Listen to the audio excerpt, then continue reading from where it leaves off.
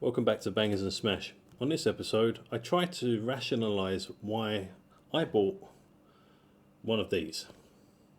Let's talk about that.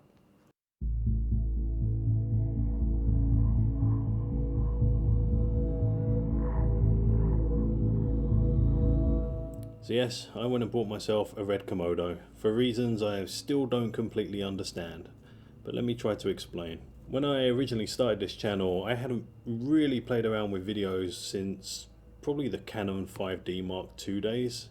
I've just really stuck to film photography, and I thought I'd make a channel about film photography. One thing that quickly started to happen when I was making the videos for this channel, but for other projects as well, was that I was actually starting to enjoy the filmmaking process a little bit more than actually doing photography. That's partially because of COVID restrictions. You can't get out and about. Secondly, we're stuck here in Singapore, which is an incredibly safe place to be at the moment. I'm thankful that I am here.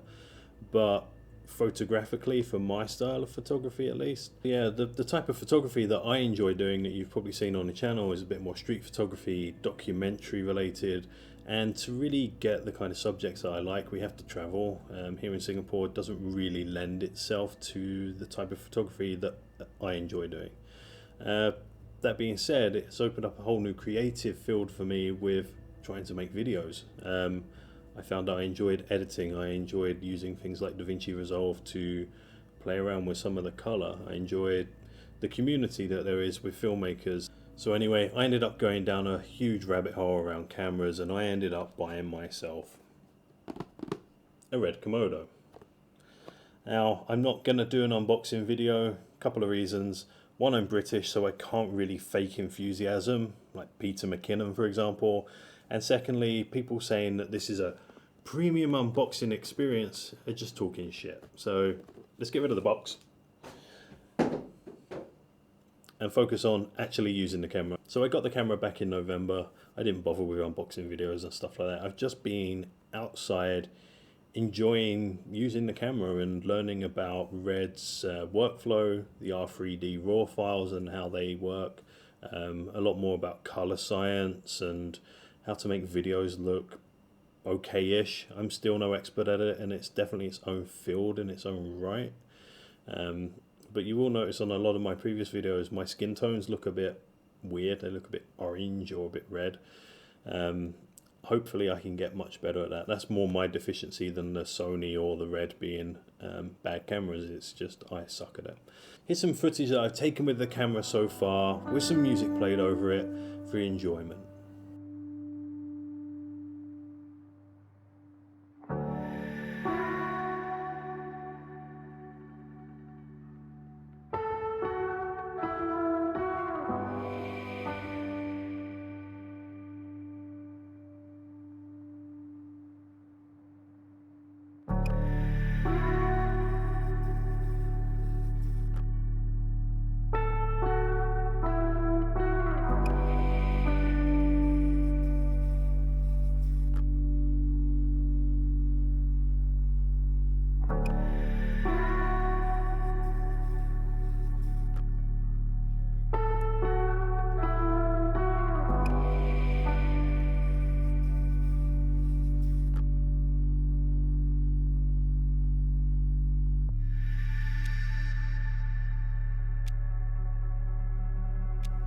So one thing that I've read a lot about the Red Komodo is that the low light performance isn't as good as other cameras.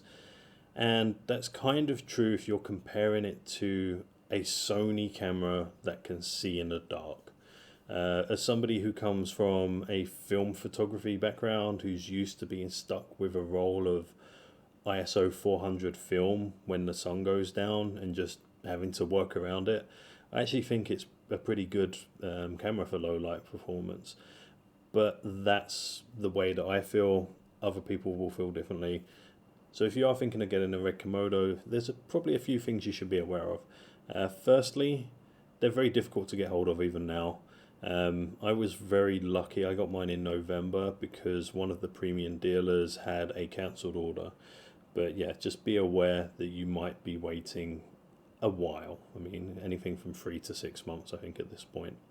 Secondly, the camera is very different from previous Red products in that it allows you to use third-party accessories, so you don't have to stay within the Red ecosystem for things like batteries, memory cards, lens adapters, so on and so forth. But you have to be aware that you are going to need a bunch of accessories. This isn't like a Canon camera that you'll pull it out of the box, plug it in, it will have the batteries, everything, and you just attach a lens to it and go. You are going to need to accessorize to some degree. My rig is very minimal. I like it that way. I like being lightweight so I can walk around with a camera all day. But yeah, just be aware that you are going to have to purchase other things on top of the camera body. So the third thing is the Red RAW files, the R3D format files. It's one of the reasons that you would want a Red camera over another kind of brand, maybe like the Canon that won't shoot RAW or the Sony's. It's an amazing format, however it does have a learning curve to it. I'm still learning, so if this video looks a bit funny, it's because of my deficiencies more than anything. The other thing is, you will fill up memory cards extremely fast. For example, if you're shooting in LQ, bloody thunder! So you will fill up memory cards and hard drives extremely fast. I think a 256 gigabyte card will probably last around 40 minutes. Yeah, that's the one thing that's kind of come as a bit of a shock to somebody from a photography background. It's just how quickly you fill up hard drives. Now, most of the stuff that I filmed I could probably delete, but at the moment I just want to hold on to it and kind of use those files to learn a little bit more about processing and so on. But yeah, I think just be prepared to invest in some hard drives. So there you have it, a quick channel update and what I've been up to. Hopefully we'll get some more interesting videos outside with the Red Komodo soon. I haven't given up on film photography just yet, so maybe we can use the Red to go and shoot some actual videos of me taking film photography pictures or whatever. But yeah, anyway, until the next video, remember to like, comment and subscribe and all that jazz. If you've got any suggestions of what we should do with the Red, or if you've got any questions about using the Red Komodo, drop them in the comments and I'll be more than happy to respond or even make a video about it. Anyway, until next time, see you later.